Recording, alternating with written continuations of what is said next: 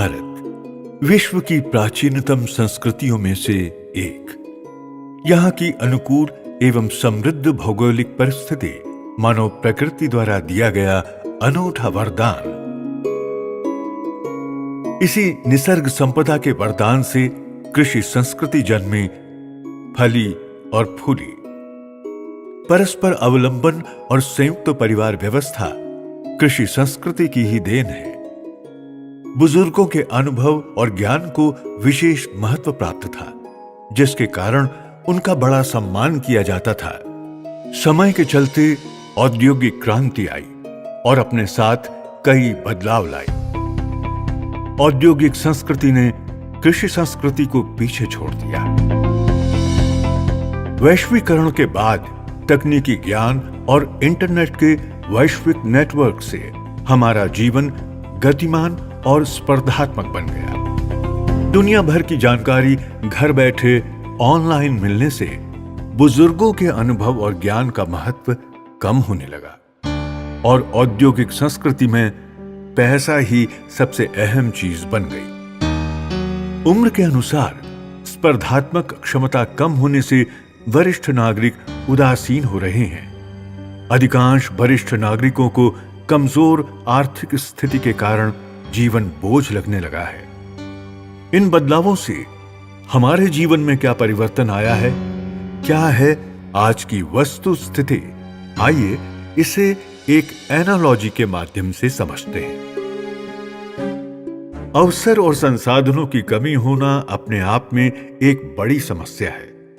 व्यवस्था में इसका समाधान न होने की वजह से आज हर व्यक्ति, हर समुदाय अपना मार्ग ढूंढ रहा है, जिसके चलते कई बार कई तरह के आंदोलन किए जाते हैं और फिर उस पर वोट बैंक की राजनीति की जाती है।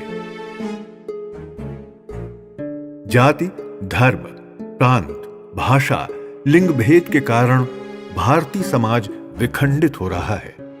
आज संगठित क्षेत्र में रोजगार केवल 15% के आसपास ही है। लगभग 20% जनसंख्या गरीबी रेखा के नीचे है। लगभग 50% जनसंख्या कृषि आधारित होते हुए भी उसका देश के जीडीपी में योगदान केवल 15% के आसपास है।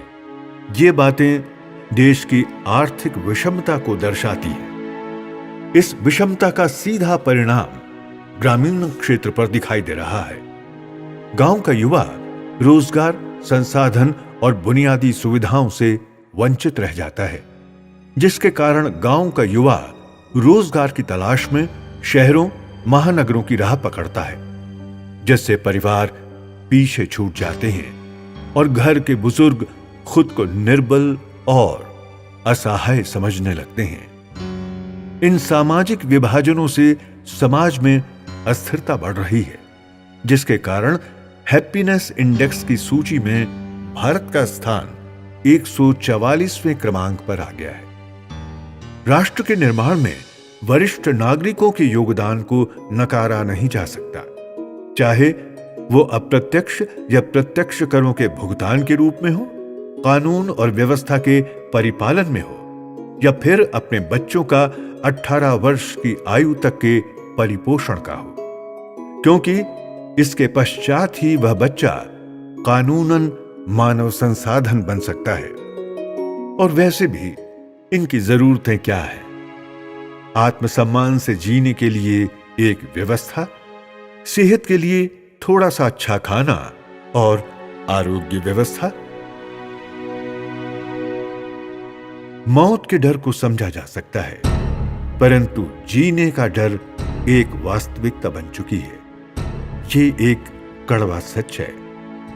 कहां जन्म लेना है, यह किसी के हाथ में नहीं होता, लेकिन जीवन के अंतिम सत्य, मृत्यु को हम गरिमामय जरूर बना सकते हैं। क्या सिर्फ भारतीयता इसके लिए काफी नहीं है? क्या संविधान के दायरे में इसका कोई उपाय निकाला जा सकता है? हां, ये हो सकता है, जरूर हो सकता है।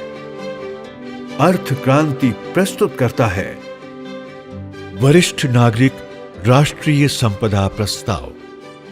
क्या है ये प्रस्ताव? आइए देखते हैं। 60 वर्ष से अधिक उम्र के प्रत्येक भारतीय नागरिक वरिष्ठ नागरिक श्रेणी के पात्र होगा। प्रत्येक वरिष्ठ नागरिक को राष्ट्रीय संपदा का दर्जा प्रदान किया जाए। राष्ट्रीय संपदा का यह दर्जा जाति, धर्म, भाषा, प्रांत, लिंग तथा सामाजिक आर्थिक स्थिति के भेदभाव से मुक्त होगा। प्रत्येक वरिष्ठ नागरिक शासकीय कोष से महंगाई भत्ते से जुड़े हुए 10,000 रुपए प्रति माह मानधन पाने का कानूनन हकदार होगा।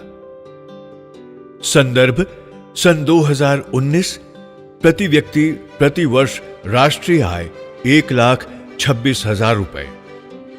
प्रति व्यक्ति राष्ट्रीय आय से अधिक आय पाने वाले वरिष्ठ नागरिक इसमें अपवाद होंगे।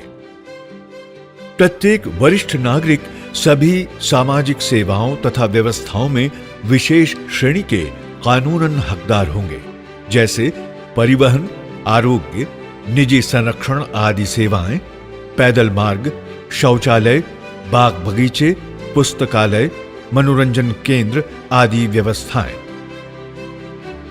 विशेष श्रेणी की ये सेवाएं वरिष्ठ नागरिकों की जरूरतों और क्षमताओं को ध्यान में रखते हुए नए या अतिरिक्त रूप में स्थापित की जा सकती हैं। प्रत्येक वरिष्ठ नागरिक की गरिमा और सम्मान सुनिश्चित करने के लिए एट्रोसिटी कानून की तरह विशेष आचार संहिता का निर्धारण किया जाए।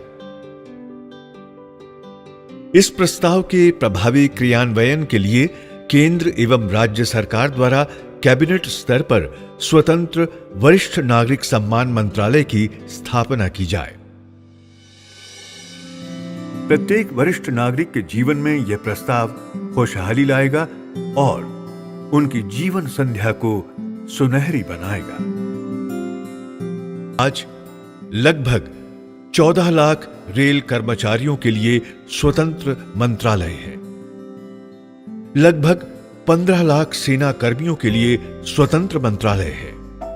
परंतु वर्तमान भारत के लगभग 14 करोड़ वरिष्ठ नागरिकों की संख्या, जो कि रूस जैसे देश की कुल जनसंख्या के बराबर है, उनके लिए कोई स्वतंत्र मंत्रालय नहीं है।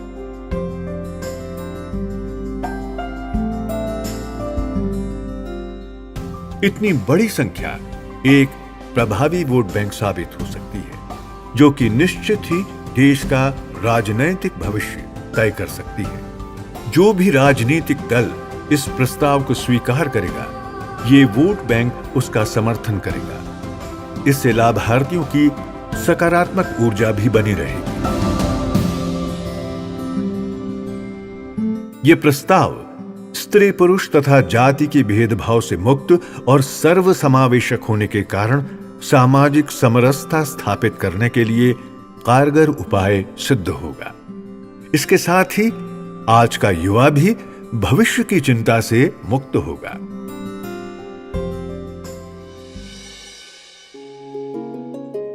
सन 2019-20 के आंकड़ों के अनुसार भारत का सकल घरेलू उत्पाद यानी जीडीपी लगभग 200 लाख करोड़ रुपए था।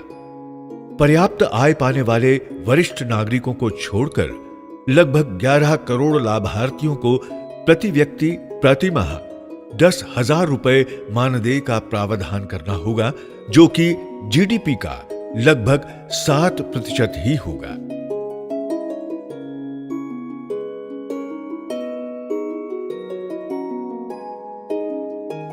ये मानदेय अर्थव्यवस्था को और अधिक गति प्रदान करेगा। इस अतिरिक्त क्रय शक्ति के उपयोग से जीएसटी जैसे उपभोग कर के माध्यम से कर संकलन में बड़ी मात्रा में वृद्धि होगी, जिसके कारण यह प्रस्ताव सरकार पर आर्थिक बोझ नहीं बनेगा। इस प्रस्ताव का प्रत्यक्ष क्रियान्वयन उपलब्ध आधुनिक तकनीक, जनधन खाता, बैंकों के नेटवर्क, पोस्ट ऑफिस द्वारा उपलब्ध बैंकिंग सेवाएं आदि के द्वारा सहज संभव हो सकता है। वरिष्ठ नागरिक राष्ट्रीय संपत्ति के इस प्रस्ताव के स्वीकार होने पर वरिष्ठ नागरिकों को व्यक्तिगत लाभ तो होगा ही, इसके अलावा पारिवारिक, सामाजिक और राष्ट्रीय स्तर पर भी लाभ होगा। बुजुर्ग चिंता मुक्त होंगे, उनके लिए खुशहाल और सम्मानित जीवन जीना संभव होगा। साथ ही जीवन भर घर संजोने वाली महिलाओं को समाधान और सम्मान का अनुभव होगा। युवा तनाव मुक्त होंगे, उन्हें राहत मिलेगी। युवाओं का रोजगार के लिए गांव से शहर जाना कम होगा। घर में माता पिता की निश्चित आय होने से आवश्यकता पड़ने पर उन्हें भी मदद मिलेगी और परिवार भी जुड़ा रहेगा। ग्रामीण अर्थव्यवस्था को बढ़ावा मिलेगा, जिससे किसानों की आत्महत्या की समस्या का निश्चित ही समाधान होगा। अतिरिक्त क्रय शक्ति होने से बाजार में नई मांग उत्पन्न होगी, जिससे रोजगार के नए अवसर बढ़ेंगे। इस प्रस्ताव से आर्थिक सामाजिक विषमता कम होगी। इतनी बड़ी आबादी को दी गई क्रय शक्ति से आर्थिक गतिविधियों को गति मिलेगी। इस एक प्रस्ताव से युवाओं को रोजगार, वरिष्ठ नागरिकों को नवजीवन, सरकार को टैक्स, ये सब साध्य होगा, जो युवाओं, वरिष्ठ नागरिकों और सरकार के साथ साथ परिवार, समाज व राष्ट्र के लिए भी हितकर होगा।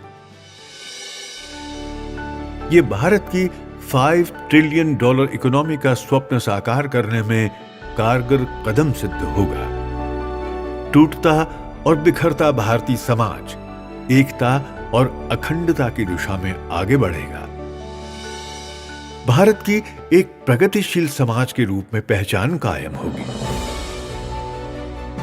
हर भारतीय की जीवन संध्या सुनहरी और गरिमापूर्ण होगी, जो भारत का मानव धर्म की दिशा में एक बड़ा कदम होगा।